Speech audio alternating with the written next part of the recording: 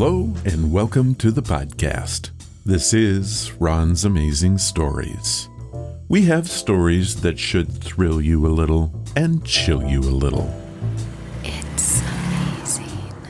What you'll hear are adventures sent in by you guys, classic stories from the pulp mags, and episodes from the golden age of radio. We have special segments like Ghost Stories with Sylvia. That's amazing. And These Are Your Stories. So settle in for the next hour and enjoy the show. One more thing. You just might want to prepare yourself to be taken away from today.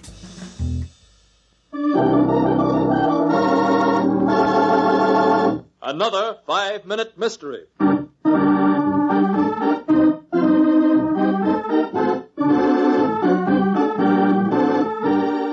This 5-minute mystery is being brought to you by the word sensational.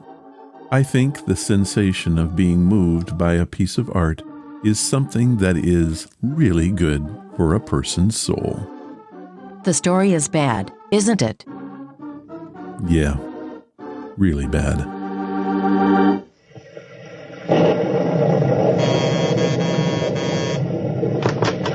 George, Betty, come on in. Oh, it's a wretched night out. Here, let me have your coats. Where's Helen, Arnold? In making herself beautiful. Everybody's going to be at the club at 8:30. Oh, swell. But I wonder what's keeping that delivery boy. Delivery boy? Yes, I had a corsage made up for Helen. It was supposed to be delivered an hour ago. If you two don't mind, I'll run out and get it. Helen should be out in a few minutes. Sure, go right ahead. Oh, that thunder, it's frightening. Yeah, thunder never hurt anybody. Just the same, I wish it would stop. Turn up the radio, George, and let's dance.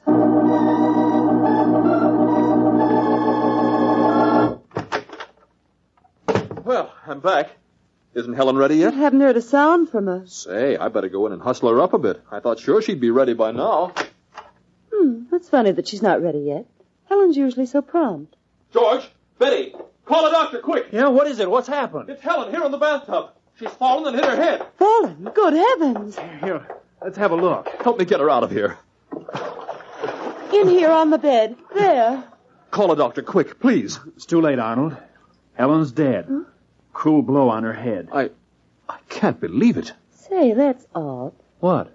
But Helen would be taking a bath with her makeup on. You put your makeup on after you take a bath. Seems logical. You ought to know. And look, there's rain here on the floor by this bedroom window. Lots of it. Hey, it's being opened wide. What? What does it all mean, George? Well, I don't know what it means yet, but I intend to find out right now. Betty, would you mind going back into the bathroom and closing the door behind you? Then scream as loudly as you can. I don't mind, but why? Never mind. Just do as I say. All right, if you think it'll help.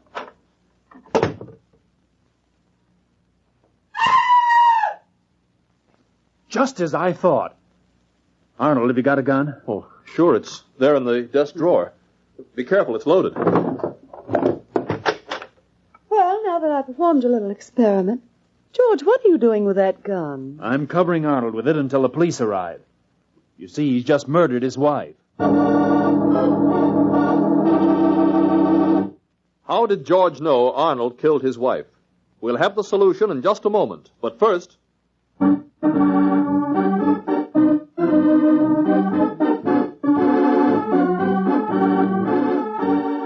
Well, at least there was some good sound effects. Looking for gold in a pile of poop? More like looking for a story. The makeup thing is a clue, but I think the key is the water on the floor. But she was taking a bath. Of course there would be water on the floor. Good point. But what about the storm and the open window? By George, Ron, I see your wisdom. Really? Don't let it go to your head. Now, why would I do that? Why, indeed. And now for the solution of our mystery. But, George, how? When did he do it? Remember when Arnold left for the florist? He went all right, but he also went around to the back of the house and climbed into Helen's bedroom through the window. He found her in the bathroom, but she wasn't taking a bath. She was putting on her makeup. Thanks to your observation, Betty.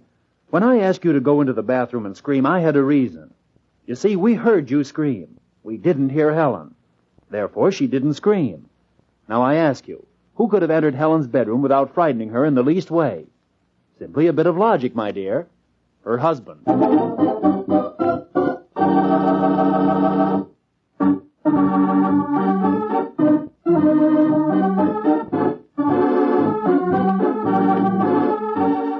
Well, that is a bit of logic, and I quite agree with it. However, I do have a problem. And what, pray tell, is that? It's like, even if she didn't scream, why wouldn't she at least say something while he's bashing her head in?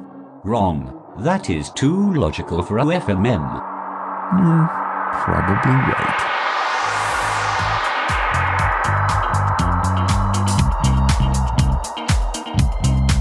What's that you say? Hello, and welcome to the podcast. Well, this is the first show after the month of Spooky, and this week we have a loose theme dedicated to Isaac Asimov. We are packed with content today, so what do you say we not fool around and just get right to it?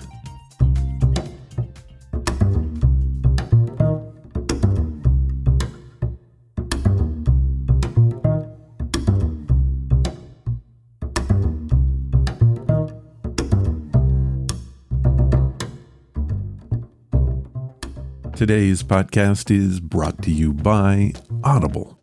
Get a free audiobook and a 30-day free trial at audibletrial.com/Ron's Amazing Stories.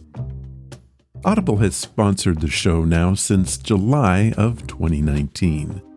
We have reviewed more than 140 audiobooks, and the list keeps growing. Did you know that Audible has over 200,000 books available? And a lot of those are included in the free catalog. Audible is amazing, and it is the perfect companion to Ron's Amazing Stories. If you like this podcast, you're going to love Audible. So what am I listening to? Robot Dreams by Isaac Asimov, narrated by George Goodall. Okay, I'm going to say it again. I am a huge fan of the man.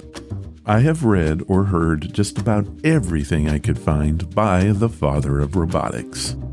Then I happened upon this book. In a career spanning nearly 50 years, Isaac Asimov, science writer, historian, and futurist, accurately predicted how technological breakthroughs would be developed and utilized years before they became reality. His foresight envisioned calculators, computerized cars, and advances in the field of robotics.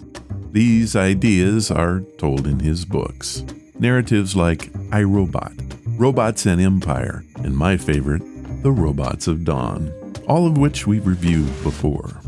Robot Dreams spans the body of his fiction from the 1940s to the mid-1980s. It features all of the classic Asimovian themes, from the scientific puzzle and the extraterrestrial thriller to the psychological drama. This collection features 21 total stories of Asimov's robot tales. A psychotherapist must outwit a machine determined to stay hidden in the story, The Little Lost Robot. A woman's talent for poetry overshadows her true accomplishments with her robot in the story The Light Verse. The last question is presented to computer after computer over 100 billion years and may remain forever unanswered. Or how about our audio sample for this book? It is the complete story titled Eyes Do More Than See. This one goes a little beyond the simple robot. After hundreds of billions of years, he suddenly thought of himself as Ames. Not the wavelength combination which through all the universe was now the equivalent of Ames, but the sound itself. A faint memory came back of the sound waves he no longer heard and no longer could hear. The new project was sharpening his memory for so many more of the old, eons-old things. He flattened the energy vortex that made up the total of his individuality, and its lines of force stretched beyond the stars. Brock's answering signal came. Surely, Ames thought, he could tell Brock. Surely he could tell somebody. Brock's shifting energy pattern communed. "Aren't you coming, Ames?" "Of course." "Will you take part in the contest?" "Yes." Ames's lines of force pulsed erratically. "Most certainly. I have thought of a whole new art form. Something really unusual. What a waste of effort. How can you think a new variation can be thought of after 200 billion years? There can be nothing new." For a moment Brock shifted out of phase and out of communion so that Ames had to hurry to adjust his lines of force. He caught the drift of other thoughts as he did so. The view of the powdered galaxies against the velvet of nothingness, and the lines of force pulsing in endless multitudes of energy life lying between the galaxies. Ames said, "Please absorb my thoughts, Brock. Don't close out. I've thought of manipulating matter. Imagine a symphony of matter. Why bother with energy? Of course, there's nothing new in energy. How can there be? Doesn't that show we must deal with matter?" Matter. Ames interpreted Brock's energy vibrations as those of disgust.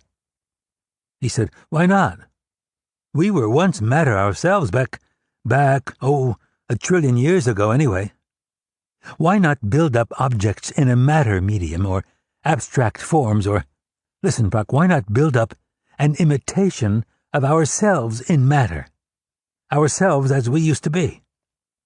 Brock said, "I don't remember how that was." "No one does." "I do," said Ames with energy. "I've been thinking of nothing else, and I am beginning to remember.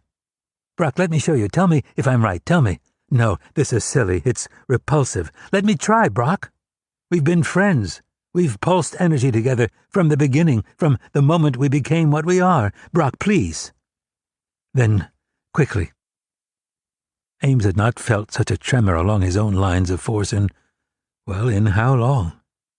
If he tried it now for Brock and it worked, he could dare manipulate matter before the assembled energy beings who had so drearily waited over the eons for something new. The matter was thin out there between the galaxies, but Ames gathered it, scraping it together over the cubic light years, choosing the atoms, achieving a clayey consistency, and forcing matter into an ovoid form that spread out below. "Don't you remember, Brock?" he asked softly. "Wasn't it something like this?" Brock's vortex trembled in phase. "Don't make me remember. I don't remember. That was the head. They called it the head. I remember it so clearly. I want to say it, with sound." He waited, then said, "Look, do you remember that?" On the upper front of the ovoid appeared HEAD. Head. "What is that?" asked Brock. "That's the word for head. The symbols that meant the word in sound. Tell me you remember, Brock." "There was something," said Brock, hesitantly. "Something in the middle." A vertical bulge formed. Ames said, "Yes, nose! That's it." And nose appeared upon it. "And those are eyes on either side, left eye, right eye." Ames regarded what he had formed, his lines of force pulsing slowly. Was he sure he liked this? "Mouth," he said in small quiverings, "and chin, and Adam's apple, and the collarbones. How the words come back to me." They appeared on the form. Brock said, "I haven't thought of them for hundreds of billions of years. Why have you reminded me? Why?" Ames was momentarily lost in his thoughts. Something else. Organs to hear with, something for the sound waves. Ears. Where did they go? I don't remember where to put them. Brock cried out, "Leave it alone. Ears and all else. Don't remember." Ames said uncertainly, "What is wrong with remembering?" "Because the outside wasn't rough and cold like that, but smooth and warm. Because the eyes were tender and alive. and the lips of the mouth trembled and were soft on mine. Brock's lines of force beat and wavered, beat and wavered. Ames said, "I'm sorry. I'm sorry. You're reminding me that once I was a woman, and knew love, that eyes do more than see, and I have none to do it for me." With violence, she added matter to the rough-hewn head and said, "Then let them do it," and turned and fled. And Ames saw and remembered, too, that once he had been a man. The force of his vortex split the head in two, and he fled back across the galaxies on the energy track of Brock, back to the endless doom of life. And the eyes of the shattered head of matter still glistened with the moisture that Brock had placed there to represent tears. The head of matter did that which the energy beings could do no longer, and it wept for all humanity, and for the fragile beauty of the bodies they had once given up 1 trillion years ago. This book is amazing because most of the stories in it I'd never even heard of. It is worth the listen, it is well narrated, and it was curated by Isaac himself. I guess the only bad thing I will say about it is that the printed version of the book has a wonderful introduction written by Asimov, and for whatever reason they left it off the audiobook. In Robot Dreams, Asimov is clearly writing dreams to his robots and tells of the birthing pains of artificial intelligence. Now, if that appeals to you, head to audibletrial.com/Ron's Amazing Stories, and you can have Robot Dreams for free. Here's what Audible has set up for us. They are offering a free audiobook in 30 days to give you the opportunity to check out their service. This also grants you access to the included catalog, which is updated constantly with new titles. So, to download your free audiobook today, go to audibletrial.com/Ron's Amazing Stories. Thank you, Audible. And now, it's time for your stories. These are your stories, sent by you, for you.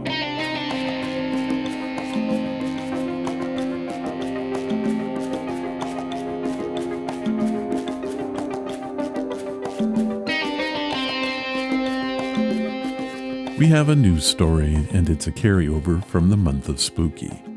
It comes from Minnesota and was sent in via the website by Richard Calderoon. Richard has titled his story, Kids in the Woods. When I was around 12 years old, I was at my cousin's house for a Halloween party. We were hanging out in their backyards and woods and came to this tree that used to have a treehouse in it. All that was left of it were some steps leading up and a few platforms. My cousin told us the story about how the kids had that treehouse and died when it collapsed. I personally thought that this was a bunch of baloney, but I went with it. Editor's note, Richard did not use the word baloney.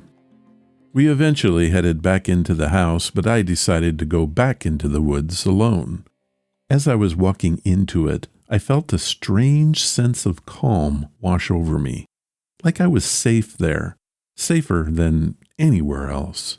As I'm walking, I look around and I see this light blue, white checkered flag up in a thin tree that I didn't notice before. As I'm looking at this and trying to figure out how it got up there, I heard kids' voices, laughing, talking, and just having fun. I didn't think too much of it at the time, as my cousins were out in the backyard. As I'm walking closer to the old treehouse, the voices get louder, and I look back up at the flag. It was moving despite there not being any kind of wind. I shook that off because I thought, well, there might be a breeze up in the tree that I couldn't feel. That's when I saw them. 6 children with white skin, like snow-white skin. They all seemed to be wearing winter gear, though dull and dirty looking. They were walking towards me, but I didn't run. I I wasn't afraid for some reason. Then I heard this branch snap. That's when I ran. As I went back towards my cousin's house, I was surprised to see that there wasn't anybody outside.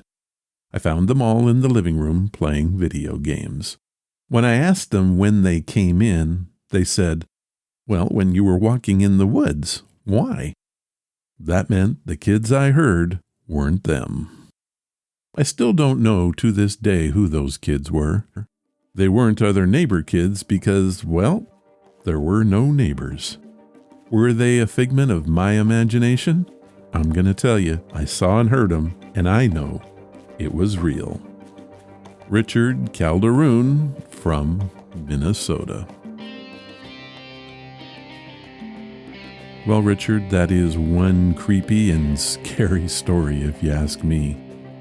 Were those the kids that had died mysteriously in that treehouse? Or were they someone else's kids? We'll never know. Thank you for sharing your story with us. This next story is also a carryover from the month of Spooky. It was sent in by Tambra Souza, who didn't say where she was from. We've not had one quite like this, and I really don't know what to make of it. More thoughts on this after I read the story. Tambra has titled this, A Wolf Encounter. My husband and I visited my in-laws one night. They live in a rural area with few streetlights. It was a typical fall night, and we stayed at their place till around midnight. It was a clear night. No rain, no mist, no fog, just a clear, cool fall night. Since it was late and there were so few people that lived in that area, the roads were deserted. It was just us alone on the road.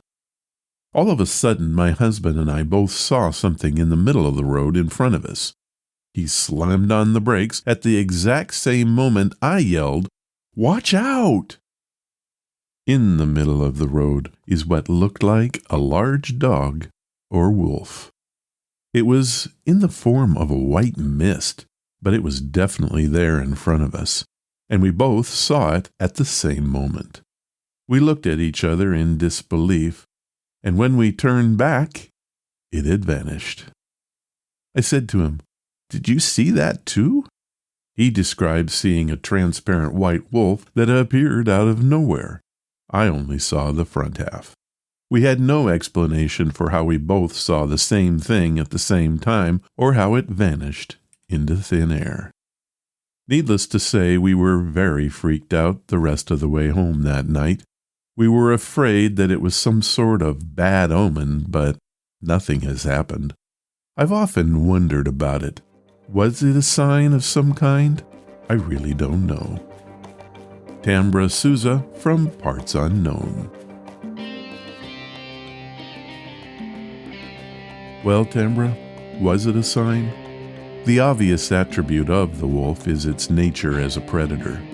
Also, it is strongly associated with ferocity, loyalty, sharp intelligence, and an appetite for freedom, making it the symbol of the warrior on one hand and that of the devil on the other. Of all land animals, the wolf has the strongest of supernatural powers and is the most accomplished hunter. I hope that helps. Either way, this is one strange story. Thank you for sharing it with us. Well, that's it for this time. If you have a story that you want to share, head to the main website at ronsamazingstories.com. Click on the story submission banner, leave your story, give it a title, and please tell me where you're from. I'll read it if I can.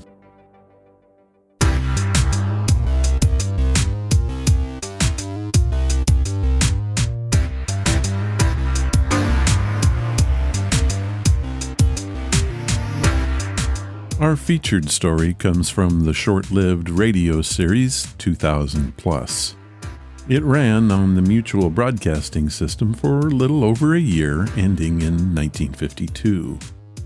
It was the first adult science fiction series on radio, airing 1 month prior to the better-known Dimension X. Our story is called Killer Robot, and it is one that Isaac Asimov would be proud of. It takes a good look at the pitfalls of owning a robot. It aired in late 1950, and that's all I can really tell you. 2000 plus.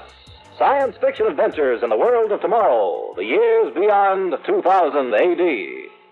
2000 Plus presents The Robot Killer.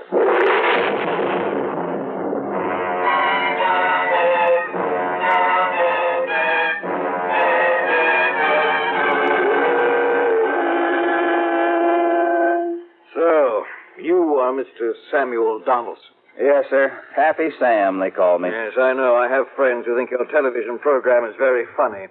I do not. That's a living, Professor Strager.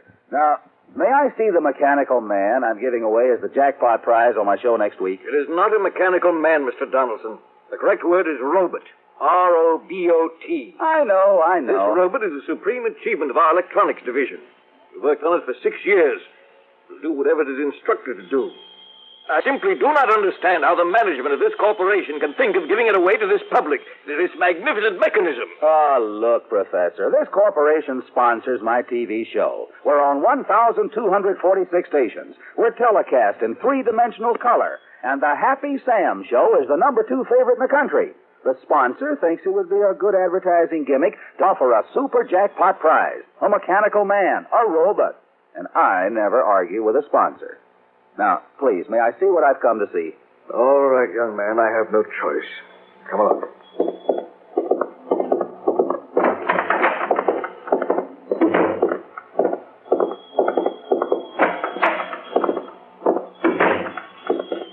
There it is. Experimental robot 23. Rather. He's really something, Professor. 6 feet tall. Shiny metal. Flexible fingers. Say, how does he work? Very simply. His electronic controls respond to ultra-high frequency waves which emanate from this microphone box. Speak in a microphone. The robot will do whatever you order him to. Anything? Virtually. Robot 23 has an electronic brain. You try for yourself, here. Okay. Sing Sweet Line. Really, Mr. Donaldson, what a ridiculous request. Think the best scientific brains in the country worked for 6 years for a robot? Heavens. Will you be mine? Why, it really tried to sing. He's very clever, Professor. Hey, watch this. Pick up that broom in the corner and sweep the floor. Oh, boy, the housewives who watch my program will love this.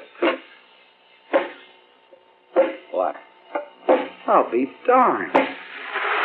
Look at there. He's doing it. Okay, stop sweeping. What a gadget. What a giveaway. Now, let's see, something for the kiddies, and I'll... Hey, what is that? That kitten is the pet of Dr. Broderick of the physics laboratory, and I assure you, you cannot give that away. I don't want to give the kitten away. I just want a little heartthrob on the show for the youngsters. Here, kitty. Come here, kitty. Kitty. Come here, kitty. Now, kitty. Now, down on the floor you go. Now, down on the floor. Go ahead. And we'll show how gentle and friendly our jackpot prize robot is with pets. Now, give me the mic. Mr. Donaldson, what are you going to do now? Okay, Robot 23. Go over to the kitten. Pick it up. And pet the kitty. Nice kitty.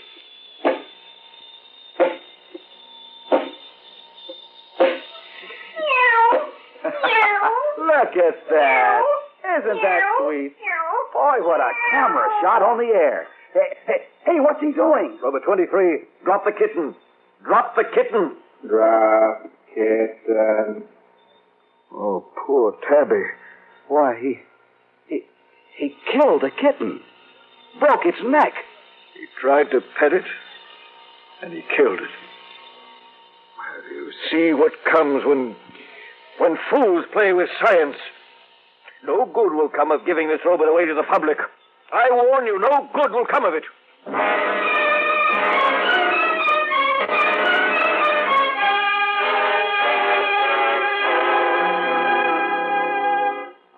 and gentlemen, hello. This is Happy Sam the Happy Man, welcoming you to another half hour of mirth and melody. Boys, how about a fanfare?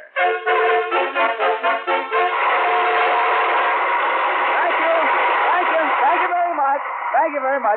Now, you know that every week for the past 4 weeks, our grand super jackpot has been growing and growing. At this moment, these are the sensational prizes in that jackpot. A free rocket plane trip for two to Paris, flying in the new 150-passenger luxury rocket cruiser at 60,000 feet, only 3 hours and 10 minutes from New York to Paris. A K atomic-powered sports roadster, the automobile that never needs gas or oil. It runs almost forever. A Krylon man suit tailored to your measure. Krylon is the wonder fabric guaranteed to last 100 years. And with this suit, a special set of 14 different Krylon chemical colors. Dip that suit in the color you prefer. Wear it, then change the color with another rinse. The suit is always pressed, always perfect. 14 suits in one. A complete wardrobe on your back. And the one thing money cannot buy, more money. Yes, $10,000 cash. Now, those are our jackpot prizes. And now, tonight, we add one more prize. A prize so fantastic and wonderful, nothing like it has ever been offered to a lucky winner before. This prize is a supreme achievement of modern science. It is an entire retinue of servants in one amazing machine. It is a slave to your every command. And here it is, Michael, the Mechanical Man. A wonderful robot. Thank you very much. Thank you.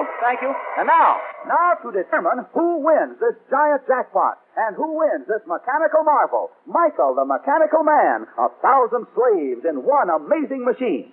Now, as you know, ladies and gentlemen, each and every one of you millions of people watching this program on your visit screens are receiving this program via microwave. And now, our computators are in action. They are channeling every microwave reception on this program. When the spinner disc stops, if your television set is on, if you're the lucky person, you win the jackpot.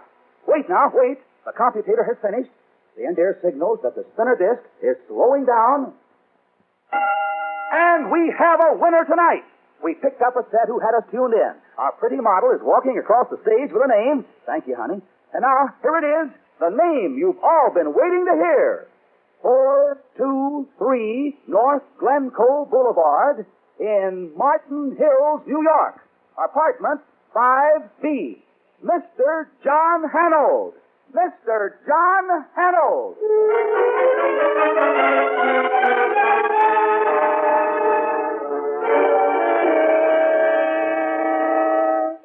Sit down, Mr. Hanold.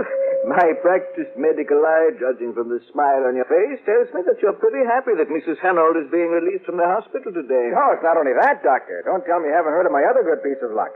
Everyone in town's been calling me for hours before I left for the hospital. Another good piece of luck? No, I haven't heard. Why, I won some fabulous prizes on the giveaway show, including $10,000. Oh? That means your bill's going to be paid. And I also got a trip to Paris and a mechanical man and Lord knows what. That's wonderful. I congratulate you. However, I think I would forget that trip to Paris for a while. What? In fact, wait a few hours before telling Mrs. Hanold about your good fortune. Oh, what, Doctor? Mr. Hanold, after your wife's illness, she suffered a nervous breakdown. She became mentally unstable, but she's pretty good now, thanks to what the hospital has done. However, when you take her home, she must feel she's returning to her normal life. And winning $10,000 prizes isn't very normal. Oh, I see. The main thing we want to avoid is a relapse. Mm-hmm. She should have a few neighbors who can drop in and see her now and then. Well, there's Miss Barton, Virginia Barton. She lives in the apartment next to us on our floor. Oh, yes, your wife mentioned her occasionally. Do they get along all right? I think so. Why? Nothing, I just wondered. Well, Mrs. Hanold's waiting for you. I know you're very anxious to get her home. Nurse, have Mrs. Hanold come in, please. I think in another month or so she'll be fine. Oh, here she is now. Hello, Mrs. Hanold. Mary, darling, am I glad to see you. Hello, John. Hello, Doctor. What did I tell you? Doesn't she look fine? Oh, she certainly does. John, how good it is be going home. I'm as excited as a schoolgirl. Well, now, don't get too excited. You got to take it easy for a while. Is that what the doctor says? He's such a worry bird. You do what your husband says, Mrs. Hanold, and you'll just be fine. See? Doctor's orders. I promise. Thank you, Doctor. You'll be very kind. I'll drop in from time to time to see you. Well, goodbye, Mrs. Rose. Goodbye, Doctor. All right, here, let's go. Let's go.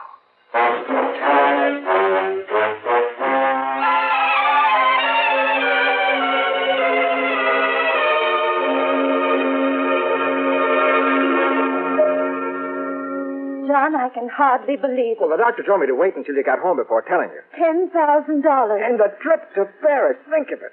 Oh, I hope we can take it in the summer during my vacation. And a mechanical lathe, John. Where will we put it? Now, wait, honey. You're not supposed to get excited. Oh, my boy, who can help it? The crazy things they give away. Oh, I'll see who it is. Hello, John. Oh, hello, Virginia. Who is it, darling? Why, it's Virginia. Mary, I just had to come and tell you how wonderful it is. Your being back and those wonderful prizes. It was very nice of you to come in, Virginia. And thank you for the supper you prepared for my homecoming. I was delighted to, darling. When John asked me... John asked you to? Well, yes, he was so happy you were coming back. But John, doesn't Mary's being home call for a celebration? Can't we have a drink? Well, I don't know, Virginia. Mary's supposed to get rest. Still, well, I suppose one sip won't hurt. But I'll have to go out and get something, though. I'll be right back. Darling, when you get your prizes, I'll have cause to be jealous of you. Cigarette? No, thanks. Jealous? Why? Well, you'll have two men. John and the robot. Poor little me, a bachelor gal all alone. You know, I really think you ought to give me one of them. Which one would you like to have? Darling, what a silly question. The mechanical man, of course. He doesn't drop ashes on the rugs. He'll wash the dishes and put out the cat. He'll never argue. You're lying to me. Why, Mary, you're serious. What did you expect me to be? I don't understand. But I do. In the hospital, I began to understand a lot of things. I know the doctors thought something happened to my mind, but all that happened was that it became very clear, very sharp. And for the first time, I began to think clearly. Darling, I think this excitement's been too much for you. I shouldn't have come in. Because I was here? Is that why you shouldn't have come in? You're wrong, Mary. Everything you're thinking is wrong. John would come to the hospital only once a day. But he was working. Some days he wouldn't come at all. Mary, you know he has to go out of town on business once in a while. I know many things. I would lie in my hospital bed and the shadows would whisper to me. They would say, "Where is John now?" While you lie in an antiseptic bed in a hospital room that is as cold as a surgeon's knife, cutting your memories to pieces. You frighten me. Don't go. John will be back in a moment. I have a headache. I've got to go. But what will John say when you're not here? You poor darling. You poor sick Mary. Yes, walk out on me, Virginia. Leave me alone. But I'm not alone as I was in the hospital. I'm home now, my home, and I'm near you. Near enough to kill you. If only I could think of how to do it.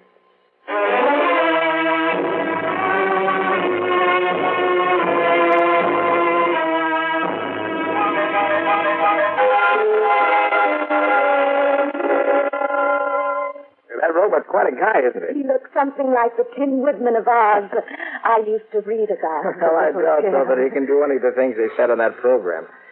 Well, my guess is we'll have to sell him for junk or give him away to some kids. Well, let's see. The directions say, turn on the racket switch for power, and then just talk into the microphone. Use simple phrases and precise instructions. Well, what's I tell him to do? He's your boyfriend. Tell him to move the green chair about 2 feet back in the corner. Okay. Move green chair back 2 feet into corner. John, he's walking. That's the darndest thing I ever saw. Why, you did it. He's going to be all right. John, does he have a name? A name? Don't be silly. He must have a name. He's almost like a person. Ask him. Does he talk to? What is your name? Your name. Do you have a name? See, you can't talk. Don't ask him a question. Tell him to tell you. Do as the directions say. Tell me your name. Experimental Robot 23. Robot 23. Kind of gives me the creeps. Oh, it's wonderful. Well, now what I do? He can't stand there staring at us. There's nothing for him to do around here. The poker, that steel poker in the fireplace. What about it? He looks so strong. Tell him to bend it. Bend it? Oh, Mary, that's solid steel. He's just a tin toy with electronic nerves. Please, John, tell him. What's honey? He'll probably get a short circuit or something, straining himself. Then we will have to junk him. Oh, all right. Bend poker there. Bend steel poker.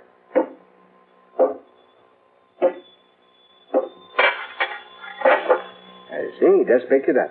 But nothing's happening. Bend it. You see, I told... Good Lord. Oh, he's bending the steel as if it were taffy. And did you see that? Why, it's almost as if he threw it down disdaining of showing off. Why did you turn him off? He's dangerous, Mary. Dangerous and frightening. I'm going to dismantle him. No. Now, wait, don't get so excited about it. You know what the doctor said. Don't dismantle him, John, please. All right. You insist. But remember, Mary, you're not to give him any orders, except when I'm home. Darling, I wouldn't do anything that wouldn't be right for me.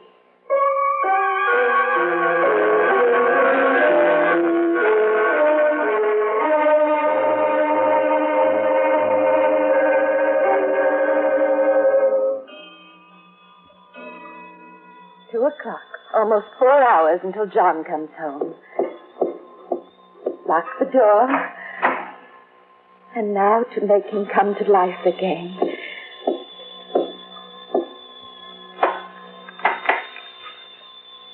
Speak to me. Say to me, hello, Mary. Hello, Mary. Hello, Robert 23. How nice of you to visit me. Every day you visit me. Why do you do that, tell me? Because I love you. Because I love you. Because you love me. Oh, Robert 23, how handsome and strong you are. And you are mine. You do what I want you to do. You are my slave. Say to me, I am your slave. I am your slave. That vase that Virginia gave me last year, there, the blue one. Destroy that vase.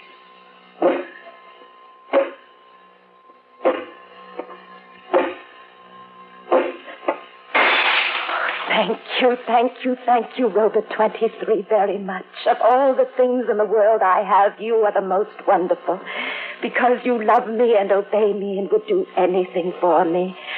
Anything. Oh, the door, someone there. It can't be John. It's much too early for John. I'll see who it is, and you will wait for me. Wait, as you always do.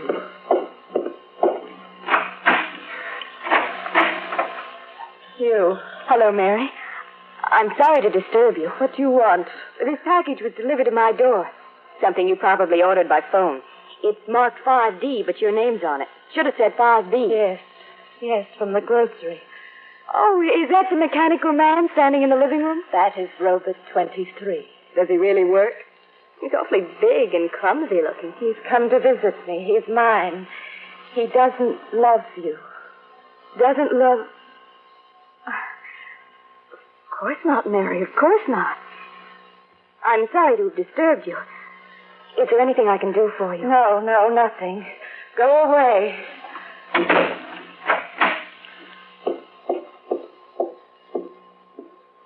You saw her, didn't you? Say, yes, I saw her. Yes, I saw her. She's the one I hate. And John is the one I love. And you love me. Say, I love you. I love you. You must destroy her the way we destroyed the vase. Now that you've seen her, you know my secret. And you will kill her for me because you are my slave. Say, I will kill her. I will kill her.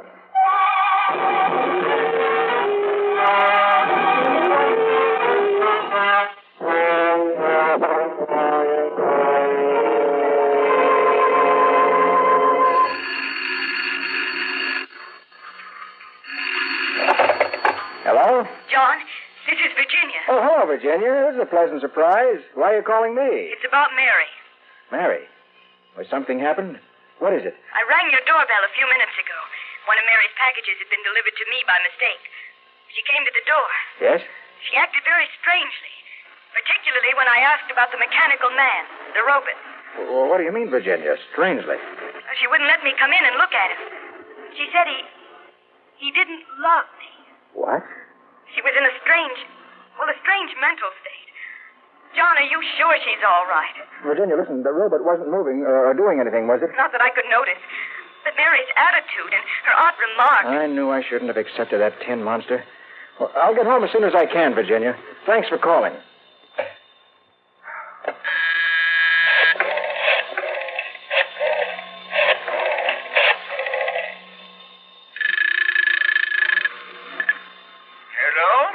Dr. Rosenblatt, this is John Hanold. Oh, yes, Mr. Hanold. A neighbor just called me. Mary's acting strangely. I'm worried. I don't understand, Mr. Hanold. Well, we won some prizes on a TV show a few days ago, and one of them was a mechanical man, a robot. Oh, yes, you told me about it. Well, the robot, in my opinion, is a dangerous gadget. Well, anyway, one of the neighbors reported that Mary is talking strangely about it.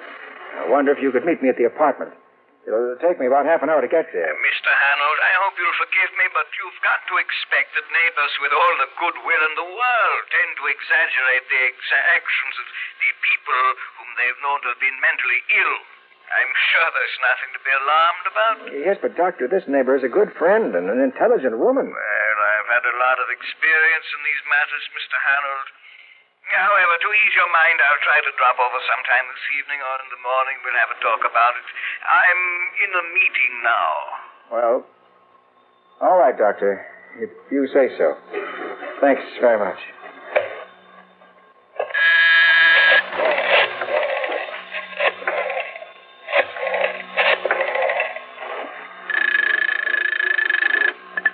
Hello? Oh, Virginia, this is John. Yes, John. I just spoke to the doctor. He thinks there's nothing to worry about, but, well, I wonder if you'd do me a great favor. Of course, John. What is it? I've got a few things here to clean up at the desk, so I can't get home right away.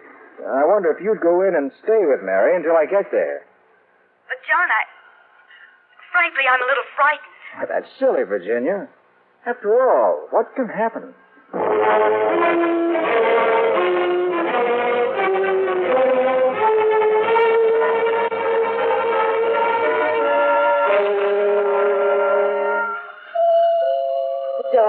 The door. Wait, Rover 23, and I'll come back to you. Say, I will wait for you. I will wait for you. Thank you, darling. Mary, I wonder if I could visit with you for a while. Why? Why do you want to visit with me? Why, darling, I'm your neighbor. And I thought it would be very nice if we had tea. Don't you want me to come in, Mary? Yes.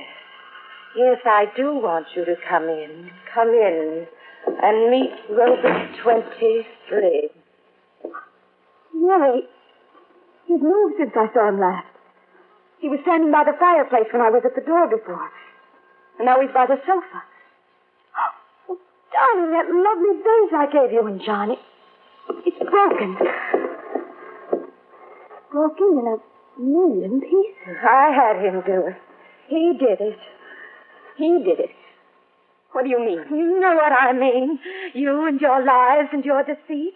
Mary, what are you doing? Why are you picking up that microphone? Robert 23 loves me as I love John. And you won't destroy my love. You won't. Robert 23, don't you kill her. Kill her. Mary. Mary. No. No.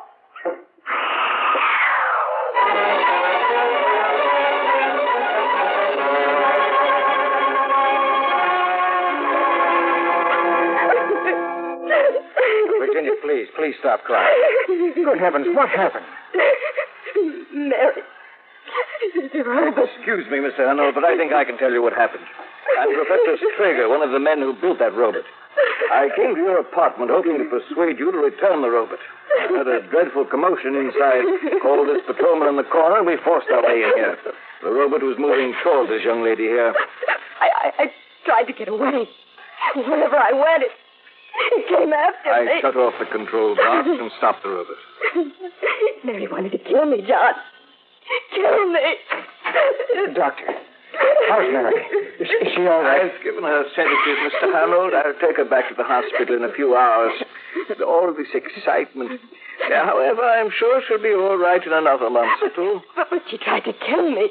She tried to kill me. For some reason, she was jealous of you. But now that we know her obsession, we can treat it psychiatrically. And she'll be all right, Doctor. She won't try to kill again. And I think what might have happened to Virginia... Mr. Harold, nothing would have happened.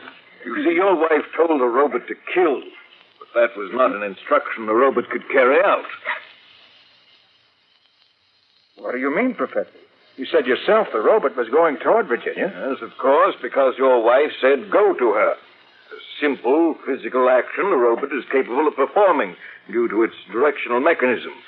However, the command kill is not sufficiently explicit.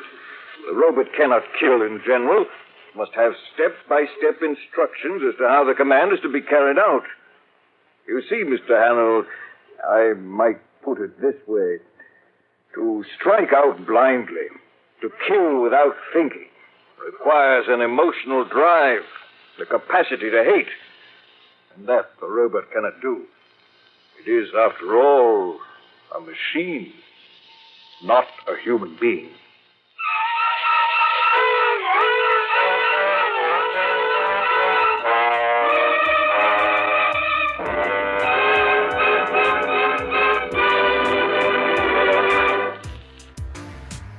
Now, after hearing that story, you have to wonder if we're in for seeing something like this soon.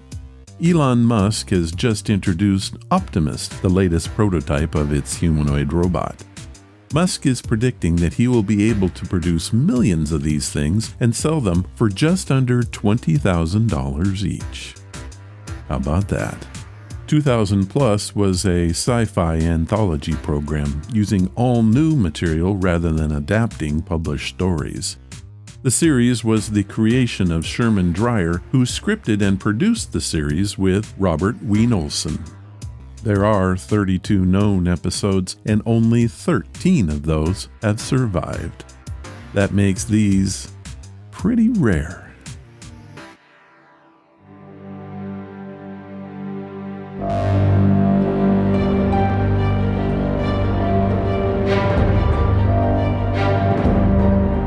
Johnny, is this true? As you know by now, I like to surf the internet to find the strange and unusual. I do this in the name of the podcast, but the truth is, I would do it anyway, even if there was no podcast. What you're about to hear is... Johnny, is this true? I will tell you a story and then ask the question, did I make it up or is it true? Your job is to decide. Let's get started.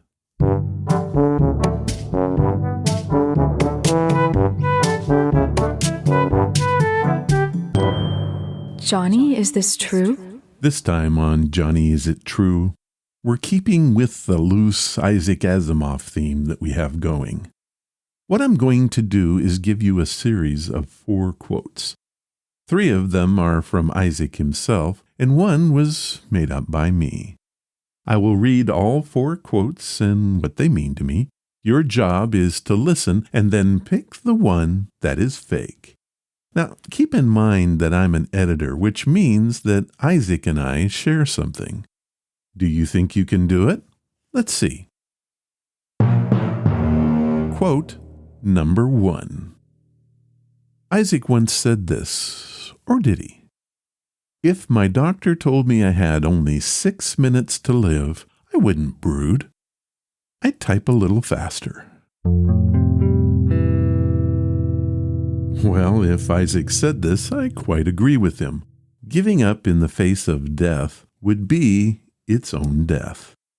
Now, I did make that up, but did I fake the quote? Quote number 2. I often find myself taking advantage of my friends. I steal what they say and then shamelessly write a story about it. Now, that has to be an Isaac quote, right? But would he steal ideas from his friends? I'm not so sure. Quote number 3. I like this one. From my close observation of writers, they fall into 2 groups. 1, those who bleed copiously and visibly at any bad review. And 2, those who bleed copiously and secretly at any bad review. Being an editor, I can relate to this one. Oftentimes when I'm working with an author, I have found that their work is their life's blood. If I criticize and suggest changes, it's often like I just stabbed them in the heart. The question is, did I say this or did Isaac?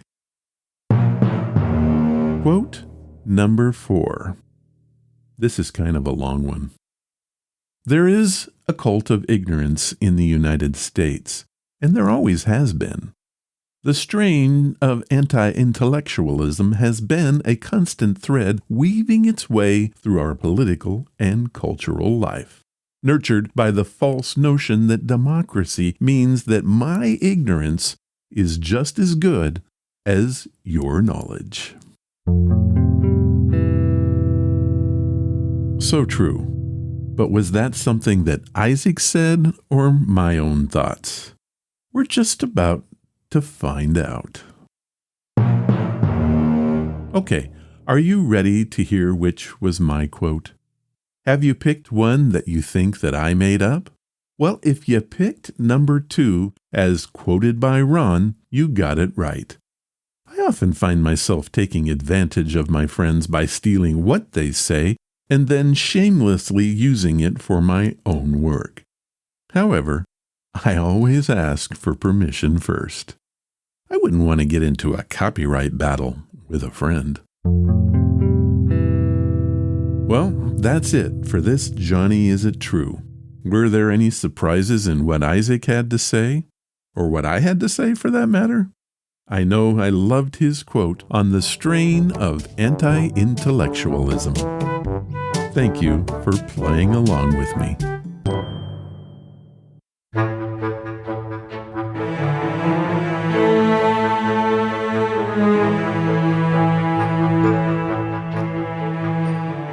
That was episode number 566. I want to thank Richard Calderon and Tambra Souza for sharing their stories with us today. Such good stuff this week. If you want to follow the podcast or the blog, head to ronsamazingstories.com. There you will find any of the links I mentioned and how to contact us. Do you want to help the show? The best thing you can do is to tell your friends all about it, and please leave reviews or feedback wherever you listen. Clicking that follow or like button makes us grow. Thank you for listening, and I hope you come again to find out what are Ron's Amazing Stories.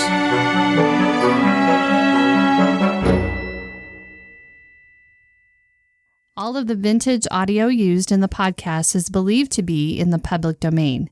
Ron's Amazing Stories does not own the rights to any of the old-time radio used here. If you hold the rights to any of the shows played, please contact us immediately at ronsamazingstories.com.